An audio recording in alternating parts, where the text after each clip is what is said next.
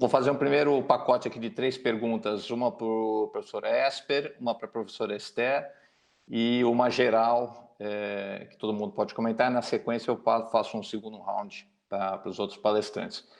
Mas, professor Esper, tem uma expectativa enorme na sociedade para o desenvolvimento de tratamentos, né?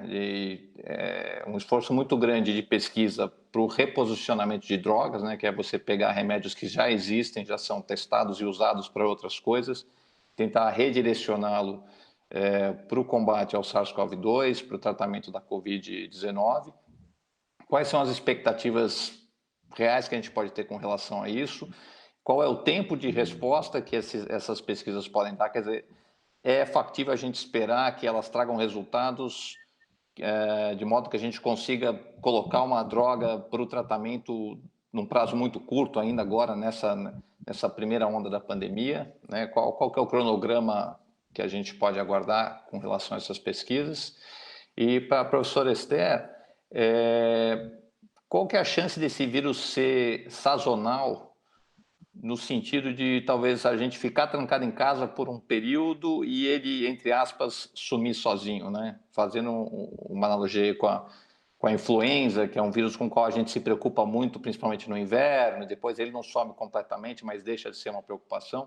Existe alguma indicação de que, se a gente não tiver um tratamento e não tiver uma vacina de imediato, esse vírus vai desaparecer por conta própria? Ele tem uma sazonalidade? O que a gente pode esperar com relação a isso? E aí uma terceira pergunta que eu abro para todo mundo, e que talvez seja a angústia maior de todos que estão nos assistindo, é como é que a gente vai planejar a saída dessa quarentena, né, desse isolamento social? Quais são as evidências científicas, os fatos que precisam estar presentes, que precisam ser levados em conta para a gente conseguir ir para a rua, né? Sair de casa e tentar retomar um pouco da normalidade da nossa vida. Então, primeiro, o professor Esper Calas, por favor, com relação ao reposicionamento de drogas. Ayrton, obrigado. Antes de eu terminar a resposta, eu preciso pedir desculpas a todos, mas às 3h30 eu vou ter que deixar essa sala, porque eu vou ter que dar uma outra aula, vocês me perdoem. Mas eu vou começar de trás para frente. Acho que para sair dessa pandemia, desse isolamento, ainda faltam algumas ferramentas para a gente entender direito. A primeira delas é a dinâmica da epidemia. Nós temos que, como a Esther falou, essa taxa de reprodutibilidade tem que ser sempre calculada e a gente vê quando que a gente baixa um nível confortável para a gente conseguir sair do isolamento de uma forma tranquila. A segunda coisa é se a gente vai ter uma imunidade, que a gente chama de imunidade de rebanho. Em outras palavras, se a gente atinge um percentual de pessoas que já se infectaram na população, que vai ser um obstáculo à disseminação do vírus caso ele volte a circular. Então, se a gente, por exemplo, atingir a idade em 10% das pessoas representa uma coisa, em 50% outra, e em 75% pode representar outra. Então, esses cálculos vão ser de grande importância. Mas tem outros 2 fatores que aí são interferências que a gente pode atuar, que é a primeira delas, o teste para nos ajudar a entender essa imunidade que o vírus vai induzir e talvez como medidas de bloqueio para a gente identificar recirculação do vírus. Então, essa é uma coisa. E a outra, induzir a imunidade, que é a vacina, que o professor Khalil falou tão bem. E, finalmente, se a gente tiver um remédio. Aí eu volto para a primeira pergunta que você falou. Digamos que a gente tem um remédio que você consiga dar para as pessoas e curar a Covid, ou impedir que essas pessoas vão para a UTI. Talvez isso nos coloque numa posição confortável. Há várias medicações que estão sendo empregadas em 3 frentes. Uma é antiviral, a segunda é diminuição e modulação da resposta imune, tentando tratar ou evitar aquela grande inflamação da segunda semana. E a terceira é o uso de anticoagulante, que o professor Saldiva mencionou muito bem. Aliás, o grupo dele foi um dos primeiros no mundo que identificou esse mecanismo como sendo um dos principais no agravamento da doença. Nos antivirais vai ser uma tarefa dura, porque aparentemente a quantidade de vírus circulando dura poucos dias e muito provavelmente eles vão ter benefício no começo. Uma primeira medicação já foi autorizada para uso nos Estados Unidos, chamado Remdesivir, mas eu estou com muitas reservas por ainda a gente não conhecer os dados do estudo que eles apresentaram no dia 29 de abril, numa conferência, aliás, numa coletiva de imprensa, ainda não foram publicados para a gente entender bem o que aconteceu. Várias outras medicações estão em testes. Sobre os anti-inflamatórios, há várias tentativas. O uso de corticoide, o uso de inibidores de um mediador químico chamado interleucina 6 e vários outros, mas ainda tudo está em estudo. A gente precisa de avaliações críticas e rigorosas para saber se eles vão ter benefício ou não. É um campo muito controverso, a gente utiliza com uma relativa frequência, mas de uma forma muito personalizada de caso para caso. Agora, o que a gente está mais usando agora, de uma forma mais aceita por todos os médicos que estão na linha de frente, são anticoagulantes, especialmente no sentido preventivo, naquelas pessoas que começam a desenvolver doença moderada grave, ganhando a prática de muitos de nós, e a gente já está notando algum benefício com essas medicações. Agora, a gente só vai ter a ideia clara de o que usar, na hora que usar, quando a gente tiver os estudos controlados, randomizados, rigorosos, publicados com uma avaliação crítica bastante grande, para a gente não começar a fazer achismos. Então, isso é uma coisa importante que a gente deve evitar em ciência. Professor, eu vou só pedir para o senhor mencionar especificamente, talvez, o caso da hidroxicloroquina, que tem muitas perguntas sobre isso, e muita gente perguntando também sobre o atazanavir.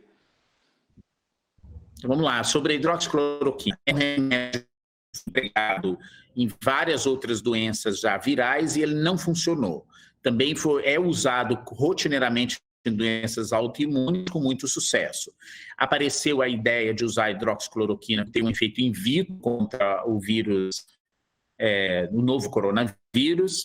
Foram feitos alguns estudos, já tem pelo menos 6 estudos publicados com essa medicação. 2 deles mostraram algum benefício, um benefício discreto, um deles moderado, outro deles discreto, mas os outros 3 estudos mostraram que ele trouxe malefício. Todos eles são passíveis de crítica, a gente precisa ainda consolidar o conhecimento num estudo maior. Hoje foi publicado um estudo com modelos animais infectados com o novo coronavírus e tratados com cloroquina e não funcionou, infelizmente. Mas eu acho que a gente só pode fechar essa questão quando tiver um estudo rigoroso. Há um estudo em andamento para terminar aqui no Brasil, chamado Coalizão 1, que a gente espera que ele nos dê essa resposta. O atazanavir ainda é só in vitro, a gente não tem demonstração de uso. Tá, ok. Professor Esther, por favor, um comentário sobre essa questão da possível sazonalidade ou não do vírus e alguma esperança da gente se livrar desse vírus por conta própria. Eu acho que não é tão simples, ele desapareceu, diminuiu muito na China através de muito esforço para controlar. E também de uma coisa que se chama você ir atrás dos contactantes e diminuir a taxa de transmissão, para aos poucos o vírus não encontrar ninguém para transmitir, porque as pessoas ficaram isoladas, e aí você termina com a replicação do vírus naquela região. Muito difícil de fazer em outros países, quer dizer, alguns conseguiram, e na medida em que você tem um número muito grande de casos, como é o que está acontecendo no Brasil, uma coisa é você controlar 1.000 pessoas infectadas, outra coisa é você controlar 2 milhões de pessoas infectadas e impedir que elas transmitam para outras pessoas. Então, na medida que a gente deixa espalhar um número grande, fica muito mais difícil, que você vai fazer o lockdown, mas as pessoas ainda vão transmitir para as pessoas que estão na casa dela, e é realmente muito mais difícil. Então, não acho que é uma questão de sazonalidade, o que você vai, se for deixar da forma como é e as pessoas se infectando, você pode precisar que um grande número, como o Esper falou, um grande número de pessoas se infectem a um patamar que isso diminua a capacidade de transmissão do vírus. E aí, provavelmente, o vírus se tornaria como os outros 4, que seguramente entraram na espécie humana desse mesmo jeito, causaram um grande problema, depois continuam transmitindo, as pessoas se infectam quando são crianças, não têm a doença, mas adquirem algum tipo de imunidade, mesmo que não seja total, depois elas se infectam e não têm uma doença mais grave. Então, assim, a ideia toda de você tentar diminuir a forma como, quando você tenta fazer essas contenções da população, para não exceder o número e você, pelo menos, poder tratar as pessoas ou ter espaço dentro dos hospitais, na medida em que você acha formas melhores de tratar ou consegue rapidamente ter uma vacina, como é todo o esforço desse grupo, de todas essas vacinas para você tentar diminuir o número de pessoas que vão se infectar. Então, eu não acho que ninguém está feliz com a ideia de diminuir a mobilidade, ela não é um plano por si. A gente teria também desmobilizar, ter depois um plano de controle dos casos quando eles surgem e tentar não deixar eles entrarem numa forma exponencial. O único jeito é ter um contact tracing, né? Seguir os contactantes e diminuir e isolar. Perfeito. Professor Calil, queria acrescentar alguma coisa? Não, como eu tinha falado quando comecei a falar sobre vacinas, é claro que se nós tivermos um medicamento, nós ficamos tranquilos, podemos sair para a rua.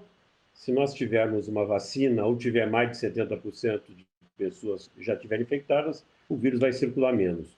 Mas a pergunta que as pessoas fazem é uma coisa prática. O que nós vamos fazer daqui a um mês? Né? Daqui a um mês, o que vai acontecer? Aí eu te digo, bom, a curva diminuiu, quer dizer, nós estamos transmitindo cada vez menos entre a população, e a resposta vai ser necessariamente que o Brasil é heterogêneo, e nós vamos ter que ver região por região, até município por município. E nós vamos ter que ser inteligentes e fazer políticas que sejam quase que individualizadas. Segundo, a Paula falou, a Esther também falou, nós temos que identificar as pessoas que estejam contaminadas.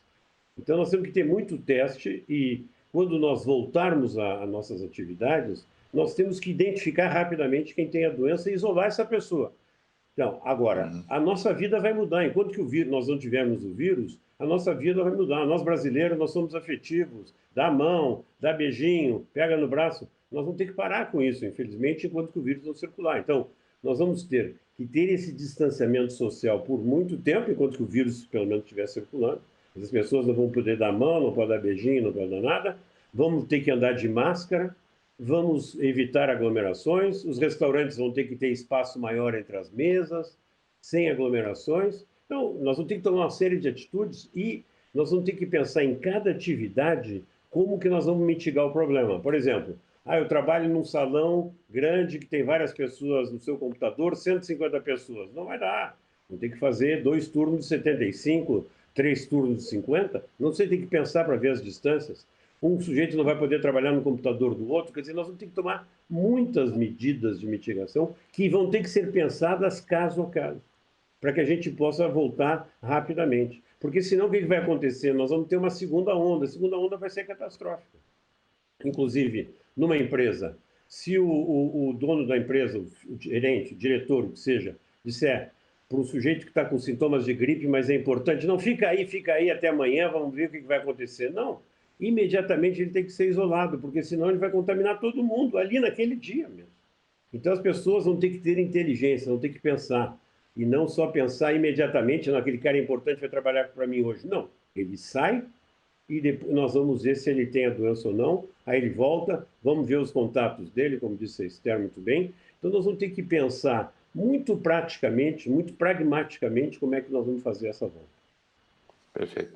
Paulo, antes de eu te passar a palavra, deixa eu só jogar o segundo round de perguntas aqui, porque o nosso tempo, na verdade, já estourou. Vou pedir para vocês responderem de forma mais breve possível, para a gente não segurar demais o pessoal em casa aí. Vou jogar mais uma pergunta para o professor Calil primeiro, sobre as vacinas.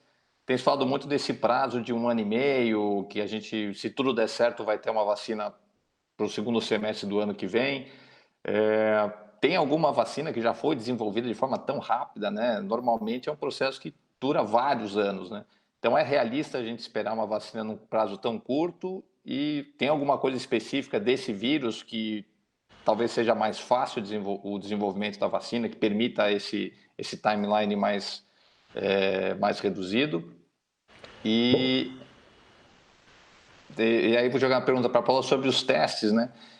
Recentemente foi autorizado no Brasil o teste rápido em farmácias, né? Queria saber a sua opinião sobre isso. Você apontou várias limitações desses testes sorológicos, né? Os chamados testes rápidos. E se a resposta que esses testes dão são tão pouco confiáveis, faz sentido a gente utilizar? Quer dizer, como é que você usa esses testes sabendo das limitações, de forma que a informação que eles forneçam seja útil e não, na verdade, aponte a gente para um caminho equivocado, né? E para o professor Paulo Saldiva, o que o senhor diria para as pessoas que ainda duvidam da gravidade dessa epidemia? Tá? Então, vou abrir e aí a gente finaliza com essas perguntas, por favor. Ok, então, com relação às vacinas, né? A primeira pergunta, pode ter uma vacina contra esse vírus?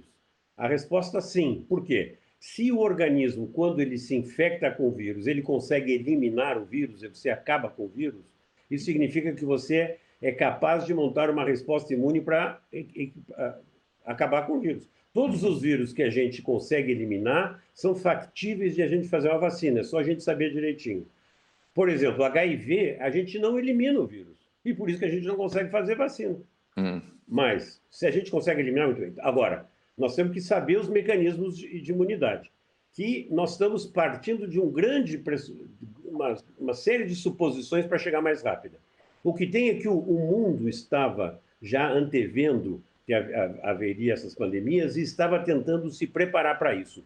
Existe, inclusive, uma instituição que foi criada em fevereiro de 2017, que eu estava em Paris, inclusive eu falei sobre Zika logo depois do presidente da França, chamado CEP, que é uma coalizão para se preparar para esse tipo de coisa. E que deu uma série de grandes para os caras fazerem plataformas para lançar rapidamente uma vacina. E algumas dessas aí estão sendo usadas.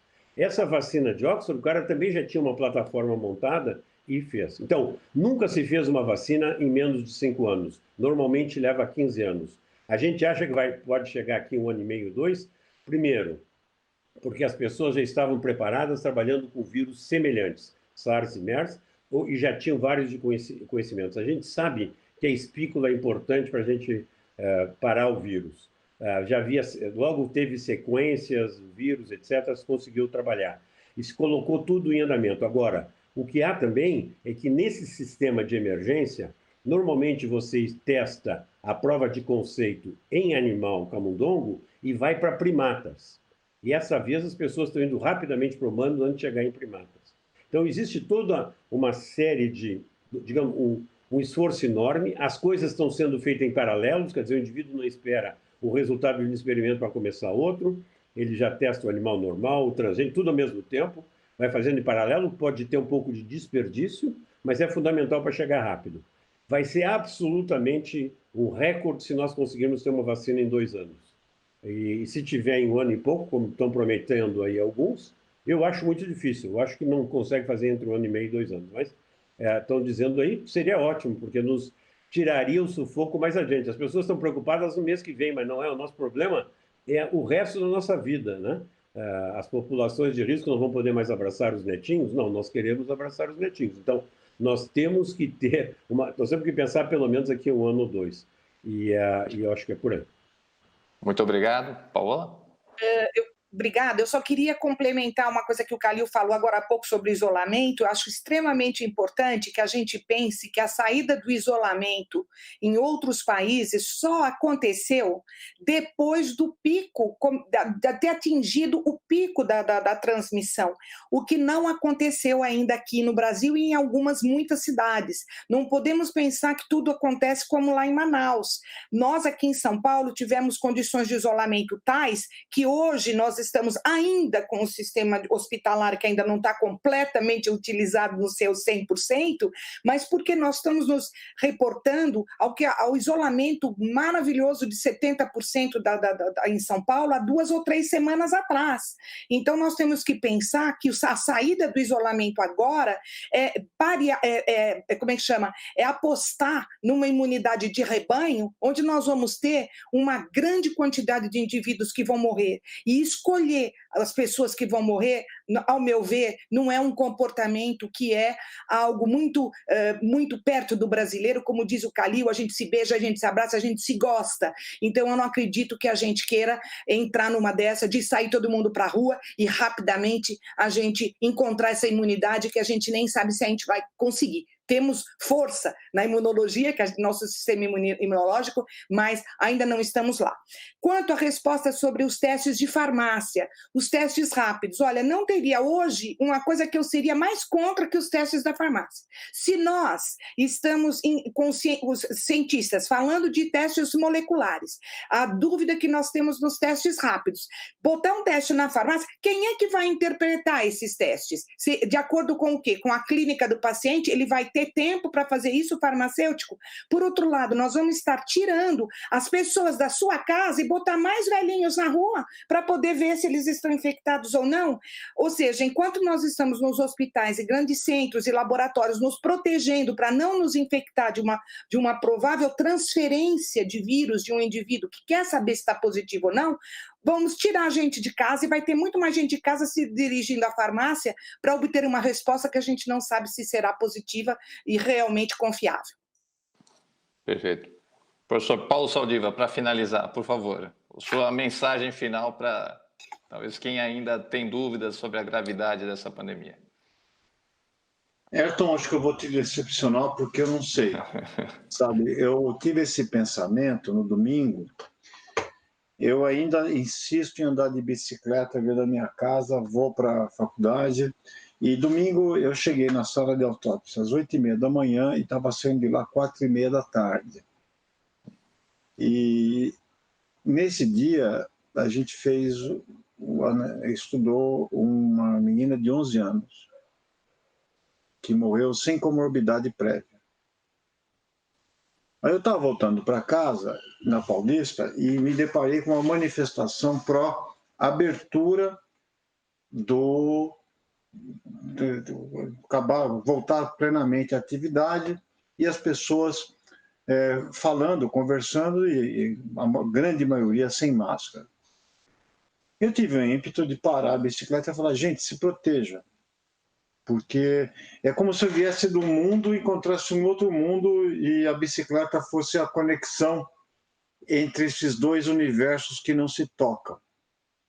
Mas como acontece na ficção científica, quando você quer cruzar uma dimensão, você podia ser fulminado. No meu caso, seria linchado se eu fizesse qualquer manifestação contrária.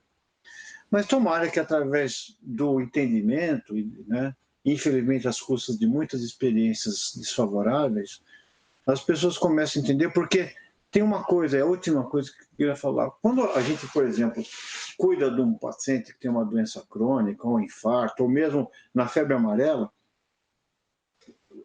o médico não se identifica tanto com aquilo, né? Quer dizer, o bom médico é aquele que se coloca na posição do outro. Mas no caso do Covid-19, existe um risco real de contagiosidade. E não há médico que esteja todo no front, na linha de frente, que não se fala, não, eu posso estar na posição dessa pessoa que está aí doente. No meu caso, aquela que está morta, né? E então, isso leva a uma visão diferente da gente. A gente consegue se colocar no papel do outro e saber que não querer que os outros se coloquem naquelas pacientes, naquelas pessoas que a gente está examinando.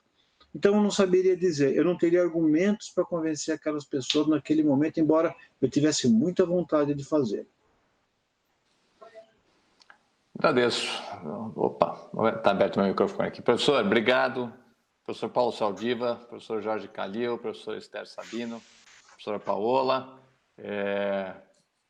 Foi muito informativo. Obrigado a todos. Queria dizer para quem está nos assistindo que esse vídeo vai permanecer disponível no YouTube, na sua íntegra. E se você achou que ele contribuiu para o entendimento dessa pandemia, por favor, compartilhe e vamos apoiar a ciência, porque nunca precisamos tanto dela.